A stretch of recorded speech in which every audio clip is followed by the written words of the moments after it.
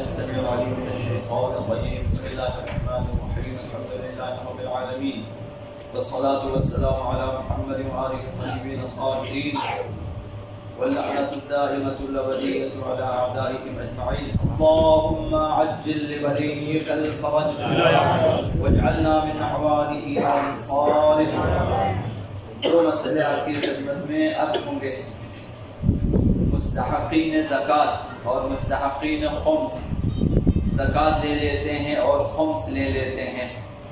مثلا فقیر سادات خمس لے لیتے ہیں، یا بعض دوسرے فقراء جو ہیں مساکین وہ سہم امام میں سے فقیر کی اجازت سے لے لیتے ہیں، یا زکوٰۃ لے لیتے ہیں، فطرات لے لیتے ہیں دوسرے لوگ. تو جیسے ہی انہیں یہ فطرہ مل جاتا ہے یا زکوٰۃ مل جاتی ہے یا خمس کا حصہ مل جاتا ہے، خمس واجب نہیں ہے ان چیزوں پہ، لیکن اگر ان سے منفعت حاصل ہو جائے اور وہ منفعت سال بھر کے اخراجات سے بچ جائے تو اس بچت پر خمس واجب ہے. کسی نے مثلا پیسے لیے اور مثلا ان پیسوں سے اسے فائدہ حاصل ہو جائے، یا خمس و زکوٰۃ کے مد میں زمین لے لے، یا مثلا باغ لے لے، یا مثلا درخت وغیرہ لے لے اور ان سے فائدہ حاصل ہو جائے اور وہ فائدہ ان کے اخراجات سے بچ جائے تو صرف بچت پر خمس واجب ہے. جیسے ہی انہیں جو ہے سادات کو سہم سادات، دوسروں کو سہم امام یا زکوٰۃ یا فطرہ دے دیتے ہیں، فقیر کو جیسے ہی مل جائے خمس واجب نہیں ہے، زکوٰۃ واجب نہیں ہے. بچت پہ پھر واجب ہے. اگر سالانہ اخراجات سے ان کے فائدے بچ جائیں تو واجب ہے، اس پہ خمس ادا کرے. اضافی منفعت کا خمس واجب ہے. اسی طرح وہ مال جو مستحق فقیر واجب صدقات کے عنوان سے لے لیتے، جیسے کفارہ کے امت میں روزے کا کفارہ، دوسری چیزوں کا قسم توڑنے کا کفارہ لے لیتے ہیں وہ، یا رد مظالم. ایک انسان اپنے اوپر دوسروں کے حقوق ہونے کا اندیشہ ہے کہ اب اسے نہیں معلوم کس کس کا حق ہے، رد مظالم کے عنوان سے مثلا کچھ پیسے نکالتے ہیں، وہ مثلا وکیل کی اجازت سے، فقیر کی اجازت سے کسی مستحق کو دے دیتے ہیں، یا مستحق صدقات کے مد میں لے لیتے ہیں کہ لوگ اپنے مستحق صدقات دے دیتے ہیں. تو جیسے ہی یہ چیزیں انہیں مل جاتی ہے خمس واجب نہیں ہے.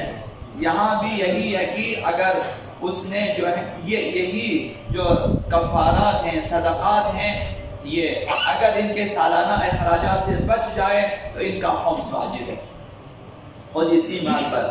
اور اگر ایسے مال سے نفع بھی حاصل ہو جائے، مثلا درخت دیا تھا ان کو اور اس درخت سے مثلا میوے آ جاتے ہیں اور سالانہ اخراجات سے بچ جاتے ہیں تو ان پر بھی خمس واجب ہے. لہذا زکوٰۃ اور خمس لینے والے فقراء جیسے ہی زکوٰۃ اور خمس مل جائے ان پر خمس واجب نہیں ہے. منفعت اگر سالانہ اخراجات سے بچ جائے اس پر خمس واجب ہے. صدقات اور کفارات جو لوگ لے لیتے ہیں اور سالانہ اخراجات سے بچ جائے ان پر بھی خمس واجب ہے. اگر ان سے منفعت حاصل ہو جائے اور وہ بھی سالانہ اخراجات سے بچ جائے ان پر بھی خمس واجب ہے. تو ایک چھوٹی سی حدیث آپ کی خدمت میں خمس کے حوالے سے ہم عرض کریں گے. تفسیر قمی، علی بن ابراہیم قمی کی تفسیر معروف مشہور روایی تفسیر ہے، ہماری چھوٹی سی کتاب ہے. تو تفسیر قمی کے نام سے اس میں قرآن مجید میں وہ جو اصحاب الیمین کا ذکر ہے اس کی تفسیر بیان ہوئی ہے. فرمایا کہ یمین سے مراد امیر المؤمنین ہے اور اصحاب سے مراد شیعیان آقا امیر المؤمنین ہے. اصحاب الیمین یعنی علی اور شیعیان علی. اور قیامت کا جب دن ہوگا دشمنان اہل بیت جہنم میں ہوں گے اور دوستداران اہل بیت شیعیان اہل بیت ان جہنم میں جو ہے جو دشمنان اہل بیت ان سے سوال کریں گے، ما سلککم فی سقر، تمہیں کس چیز نے جہنم پہنچا دیا ہے؟ تو وہ لوگ جواب دیں گے کہ لم نکو من المصلین، ہم لوگ مصلین میں سے نہ تھے، نماز گزاروں میں سے. تو اس کی تفسیر میں بیان ہوا کہ ای لم نکو من اتباع الائمہ، ایسا نہیں ہے وہ لوگ نماز ادا نہیں کرتے تھے بلکہ یہ لوگ ائمہ کی پیروی نہیں کرتے تھے. ایک باریک بات یہ بھی ہے کہ وہ جو بھی نماز ادا کرتا ہے اگر ائمہ اہل بیت سے لے کر ادا نہ کرے تو گویا اس نے نماز نہیں پڑھی ہے. نماز اگر اہل بیت اطہار سے حاصل کر کے نہ پڑھی چاہے تو نماز نہیں ہے. اس لیے کہیں گے لم نکو من المصلین، ہم حقیقت میں نماز گزار نہ تھے. جو نماز ہم نے دوسروں سے لی تھی خدا متعال اس نماز کو قبول نہیں کرتا. اور دوسرا جواب ان کا یہ ہے کہ ایک وجہ یہ ہے کہ ہم ائمہ معصومین کی پیروی نہیں کرتے تھے یا نماز ان کی پیروی میں نہیں پڑھتے تھے، وَلَمْ نَكُ نُطْعِمُ الْمِسْكِينَ، اور ہم لوگ مسکین کو کھانا نہیں کھلاتے تھے، دوسری وجہ جہنم میں آنے کی۔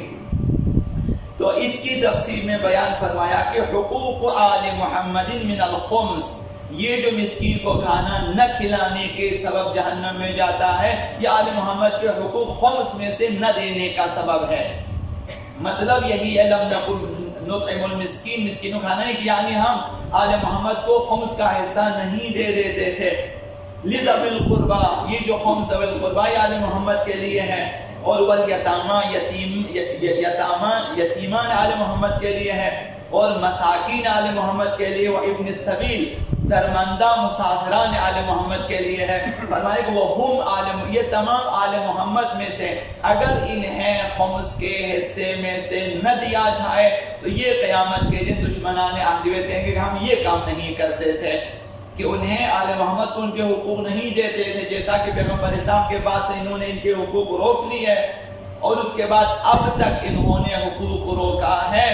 اور بعض شیعیان اہل بیت یا معتقد نہیں ہے خمس کے، یا پھر ہیں اور دل تنگی کی، کنجوسی اور بخل کی وجہ سے نہیں دیتے، تو ممکن ہے کہ آج جان بوجھ کر خمس روکنے والے ان کے ساتھ شامل ہوں۔